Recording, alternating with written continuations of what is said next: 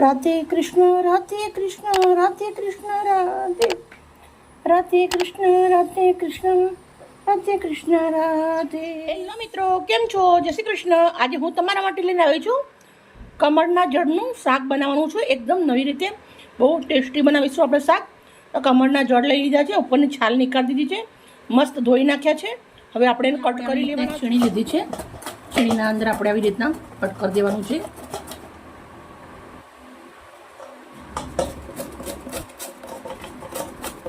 તમે ચક્કો બીથી કટ કરી શકો છો, પણ આવી રીતના છીણીથી કરશો તો એક સરખા થશે ને એકદમ પતલા થશે મસ્ત.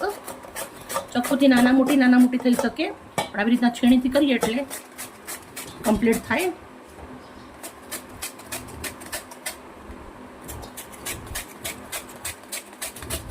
બધા જ આપણે આવી રીતે કરી લેવાના છે. સરસ મજાનું થઈ ગયું છે, કટ કરીને રેડી. મેં 1 લીટર એટલું પાણી ગરમ મૂકી દીધું છે. 1 ચમચી મીઠું. હવે આપણે અંદર આપણું આ જે કટ કરેલું છે એ નાખી દેવાનું છે. અને હવે આપણે આને 15 મિનિટ સુધી ફૂલ તાપે ઉકળવા દેવાનું છે. સરસ મજાના સોફ્ટ થઈ ગયા છે. ગેસ બંધ કરી દીધો છે. આવી રીતના થઈ જવા જોઈએ. જે ગંદુ પાણી આવે એ પણ નીકળી જાય, બફાય એટલે સરસ. હવે આવી રીતના એક ચારણાના અંદર લઈ લેવાનો છે, વાસણના અંદર. આ શાક આપણે લોડાની કઢાઈના અંદર બનાવવાનું છે. ટેસ્ટમાં બેસ્ટ લાગે. કઢાઈ ગરમ થઈ ગઈ છે. આપણે 1 ચમચા એટલું સિંગ તેલ નાખું છું. તેલને ગરમ થવા દે. 1 ચમચી રાઈ અને જીરું નાખું છું. 1/2 ચમચી હિંગ નાખું છું. 1 ગાંઠ લસણ, 1 આદુનો ટુકડો, લસણ છોલી લીધું, આદુ છોલી લીધું, અને 5 નંગ લીલા મરચાં તીખા લવિંગિયા. પેસ્ટને અડકતરી વાટી અને તેલના અંદર સાતળી લેવાની છે.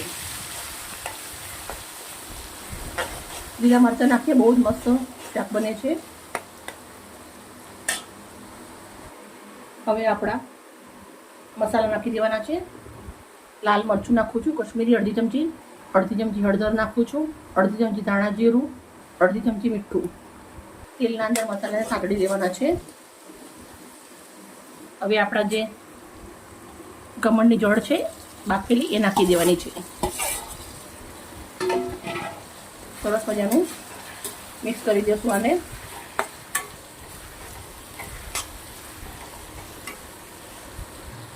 સરસ મજાનું મિક્સ કરી લીધું છે.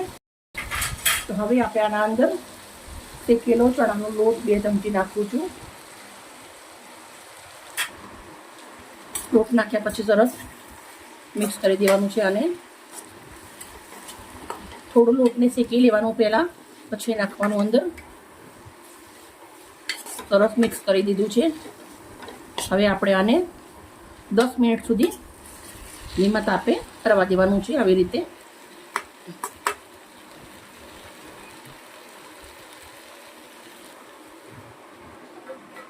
ચેક કરી લેશું.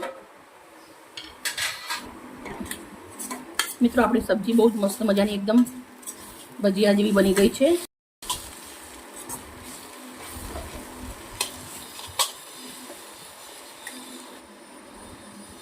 હવે આપણે અંદર લીલા ધાણા તમારે લેવાના છે.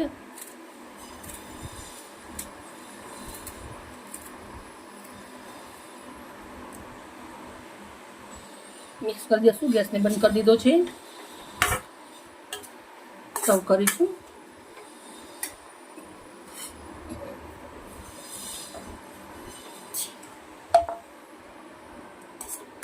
તમે રોટલી જોડે બી ખાઈ શકો અને તમે એમને બી ખાઈ શકો. એકદમ બહુ જ મસ્ત મજાની સબ્જી બની અને રેડી થઈ ગઈ છે. આપણી સબ્જી બહુ જ મસ્ત રેડી થઈ ગઈ છે. થોડા એવા લીલા ધાણાના પાંદડા નાખી દઉં છું. મિત્રો, અમારી વિડીયો સારી લાગી હોય તો પ્લીઝ એક લાઈક કરજો. અને આ સબ્જી બાળકોની હેલ્થ માટે બહુ જ સરસ છે, તો એકવાર જરૂરથી બનાવીને ખવડાવજો. ઓકે મિત્રો, બાય બાય. કાલે મળીએ નવી રેસીપી સાથે.